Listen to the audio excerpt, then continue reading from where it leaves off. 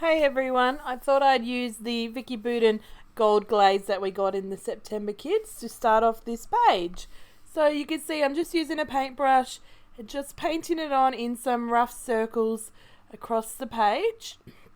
I am going to fill like the bottom, the like half on a diagonal kind of look onto this 12 by 12 and keep that right head side top up there clear, so blank.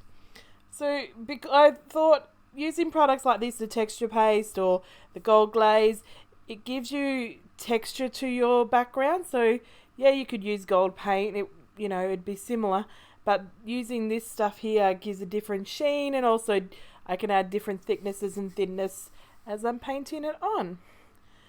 This is all I had as an idea to start, but I found a photo, and it's a nice sunrise a photo that I took when we were in Gold Coast for Anzac Day earlier this year, and I just think it went so nicely with the gold background. I'm just bordering it, layering some paper behind it. So this one is some of the packaging from the embellishments, and then I'm going to pull out some of the pattern paper just to find out what I could use. But first I'm going to cut out some of these cut aparts that are exclusive to the Kitaholic Kits. When you purchase either the main or the Project Life kit, you get a sheet or two of these in each kit. So I'm just going to cut some of the labels because it's fun to use labels as layering pieces. It gives a bit of a different look, a different shape, and it's just nice to have point of difference when you're layering behind your photo. So up the top here there is just a rectangular label, but also two fake washi strips, and they just go really nicely together. And so they're going to just go onto my layout as my base, and it just comes together as I'm working on the layering. So you can see here, even though they don't come cut apart, we get to use our scissors and cut them.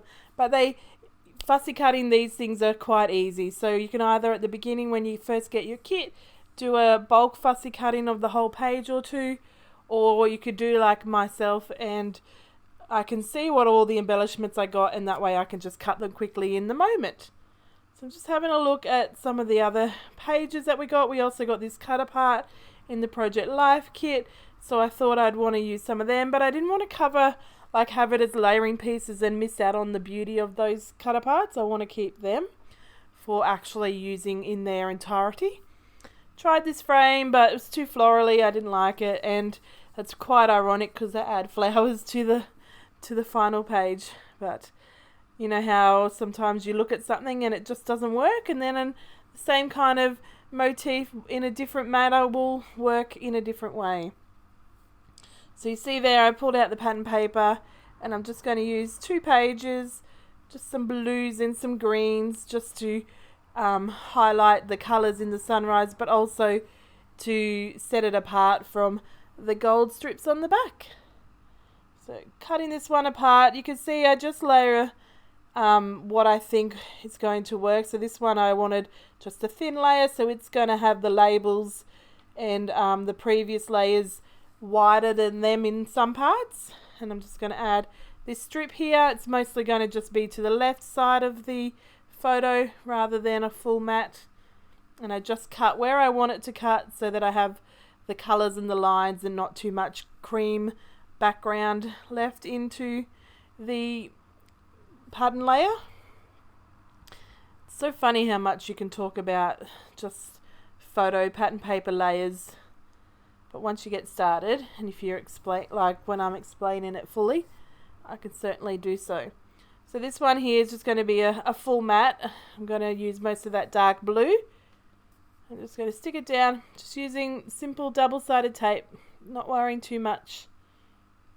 On it goes, and then I'm going to cut it down. I do rip the edge of the bottom edge, and if you are interested in getting that white edge when you rip it towards you. There we go. And because this paper is so thick, it's just so easy to work with. It rips so nicely. Just rips evenly, I find. Stapling on those washi strips, and that's going to be a base of a cluster put away my pattern paper so I can see all the embellishment goodies that we got. I did try to see if any of these stickers would work, but I just wasn't liking them. So I put them away, and I'm going to work on the title later. I just was like, nah, I have no idea. I'll leave that for later. So you can see now I'm just pulling out some of the die cuts that are going to work. Just pulling out, what is it, die cut leaf from the Craft collection. One of the flowers from the Pink Fresh one. These are the puffy stickers that I'm trying to pull out and see if there's any that work. So I like to pull out a couple of things, or many things that I think will work in the color tone or in the theme kind of thing together, and then I pair it back or use them all when I build my cluster. So I'm just committing to the things I know I really like. I'm going to add those green leaves there, and I'm going to add this flower up on some fun foam just to give it some dimension, because so far I haven't got any texture really, or any dimension. I do have texture actually in the gold background. I'm going to add these puffy sticker, this one here. I'm going to add a bit of fun foam just so that it's the same height as that flower. So sometimes if you're working with fun foam or double-sided foam tape, you need to be mindful if anything you put on, and if it overhangs, it needs some foam tape behind it to level it up. I'm going to add this banner here that I cut down, and with another puffy sticker. And I'm just checking before I put it all down what else I could add. It just needed something small, like a word sticker or something. So I do find it in these Craft sticker sheets that we got.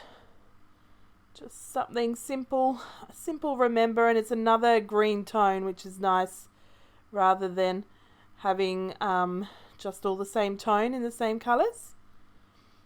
On it goes. I'm just going to position it so that it looks like I've randomly but purposefully put it where I want it. And there we go. There's another cluster pretty much built. Working on putting some of these enamel shaped hearts. They're not enamel shaped hearts, they're enamel heart shapes. And then I'm going to add just a couple of the enamel dots. Didn't need too much, it's just to add some little sprinkles around the big clusters. You can see here, it's all coming together. I'm working out where I want to put it. I wanted to make sure some of the gold was sticking up on that right top corner, but not a full dot. I wanted it just to be a peep of that colour and to know that it was going on. So wet glue, because it's mixed media. On it goes. Wham. Hold it for a second, because once again it's wet glue, and we make sure. And on we go. So just wanted to see what final touches I wanted to add to it. I decided I'd get the end of a paintbrush and do some little gold dots. On it goes. And so I'm just going to do a couple of clusters. At the beginning I thought I would do the whole section, and realized, one, it would take me a while, but two, would be too much. So instead I just do some random flowy kind of sections with the dots. You can see it quite easily just works. You don't need to worry too much. If you get a little bit of extra paint or anything, it just adds to the textured look on the background. So it's just something really nice. I did contemplate doing a doodly border, but I decided against it just because I thought it would detract from what's going on, and because I don't tend to do them straight or very well, and because the dots are around near the edges, it would probably look a bit funny. So I'm going to add them. The gold dots have done. I'm going to add these stickers and spell out the word sunrise. Do use a bit of glue. This photo I printed on photo paper, and once I was sticking down these stickers, even though they're pretty sticky actually, but they were lifting some of the ink. So it's interesting that this selfie printer is so much more compatible to moving things around on and wiping off mixed media splatters and things like that, whereas other forms of paper like this photo paper is not so easy to work with. I'm going to pull out a paint pen, and I'm just going over the top of the letters of sunrise. That way the blue still stands out.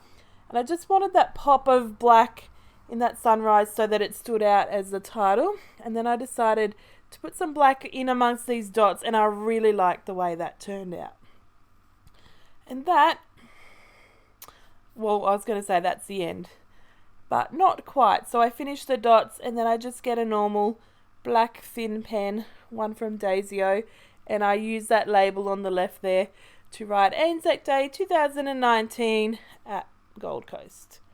And that is my layout for today. So hopefully you've enjoyed it and you've got some ideas and inspiration to go away and create. I will catch you in my next video, guys. See you later. Bye.